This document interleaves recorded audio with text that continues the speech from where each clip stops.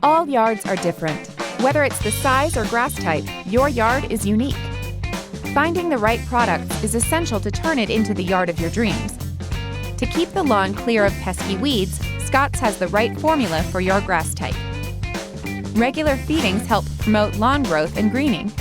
Fill in thin areas or bare spots with Scott's seeding solutions. Now that you have the right product, you need the right tools. Whether your lawn is big or small, make sure you have the right spreader. With the right products and tools, maintaining a beautiful lawn can be simple, giving you more time to get out and enjoy. Why is it important to feed at all? Like any plant, grass needs nutrition in order to thrive, turn thick and green, and to withstand the traffic that we put on it throughout the season. So a big question is, how often should I feed and when? So if you want a normal, nice quality lawn, you're going to want to feed twice per year, once in the spring and once in the fall. If you want an awesome lawn, best in the block, or if you've got a lot of activity, a lot of kids and pets playing on it, let's feed 4 times per year, twice in the spring and twice in the fall. In the spring, I usually focus around Easter, Memorial Day in the fall, Labor Day, and before Halloween. So not only does feeding help crowd out weeds, that dense, thick lawn can withstand insect pressure as well. So if we've got a lot of grubs eating our roots, other insect damage, the thicker the turf, the better it can withstand those types of pests. Let's take a look at why feeding is so important. So before we talked about feeding is important because it helps thicken that turf, turn it green, and help crowd out weeds. What's going on right here is an unfed lawn. So you've got some grass interspersed through here, and we haven't been feeding this for a while, and what do you see? Tons of weeds, all different types of weeds here, and a lot of moss as well. That's going to be hard to push out, so it makes it tougher and tougher for our lawn here to establish. We're going to have to spray this out to kill the weeds, and then the most important part then is to start feeding this so that the grass can spread, so that the density can improve, and we'll keep those weeds out here. So this again is what happens when we don't feed our lawn. Over time, it thins out, the weeds come in, and we're never going to have a high quality lawn, whether we water it or not. The opposite of that is proper feeding. So if we feed our lawn twice in the spring, twice in the fall, we're going to have some amazing results. Thicker turf, greener turf, also those deep roots can withstand more insect pressure, can withstand disease as it comes in from time to time. But overall, the durability is fantastic here. You're going to have an awesome looking lawn here, dense turf, great to play on, recovers from stress, and helps crowd out those weeds that are the #1 problem for most homeowners here. And the benefit of feeding is that it creates a healthy lawn, and a healthy lawn can take care of itself. Orchids are some of the most beautiful flowers in the world, and they are sometimes considered a little difficult to grow. But with a little knowledge, they can actually be pretty easy to care for. The first step in growing orchids successfully is to start with a strong, healthy plant. Make sure that the leaves are firm and green and that the blossoms are not damaged.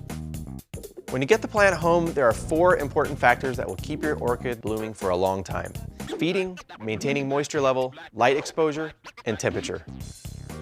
Orchids flower best and are at their healthiest when fed on a regular basis.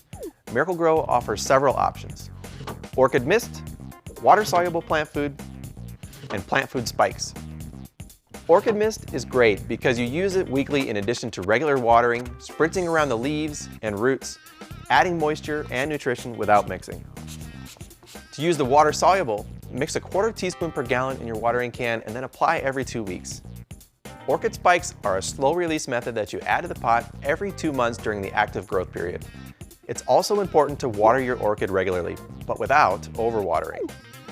The best way is to take it to the sink and run the faucet gently over the roots. Give it a nice soak and let the excess drain off. Do this about once a week. Direct sunlight is not an orchid's best friend. It can cause sunburn that discolors the leaves. A good rule for orchids is that the larger the leaf, the less light it needs. Place your orchid in an east or shaded west-facing window, keeping it about 3 feet from the glass.